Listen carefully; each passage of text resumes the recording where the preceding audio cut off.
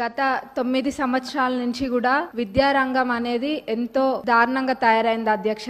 అది నా పల్లబాట కార్యక్రమంలో ఊర్లన్నీ తిరుగుతుంటే ఆ స్కూల్స్ ని చూస్తుంటే ఎంతో బాధేస్తుంది. ఎందుకంటే పిల్లలు ఎంత ఇబ్బంది ఉన్నా గానీ కొంతమంది పిల్లలు కింద కూర్చొని అసలు కనీసం మౌలిక వసతులు కూడా లేవు అధ్యక్ష.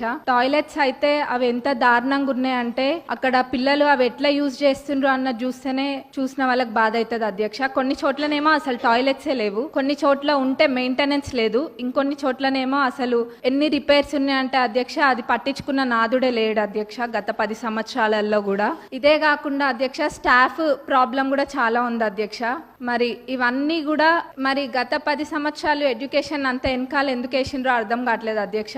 వేర్లు మంచిగా ఉంటేనే చెట్టు మంచిగా ఉంటది, మరి అసలు ఆ వేర్లే మంచిగా లేనప్పుడు మరి ఇంకా ఏమైతారు, పిల్లల భవిష్యత్ ఏం కావాలి అధ్యక్ష. మరి గవర్నమెంట్ స్కూల్స్ ఒకప్పుడు ఎంత మంచిగా ఉంటుండే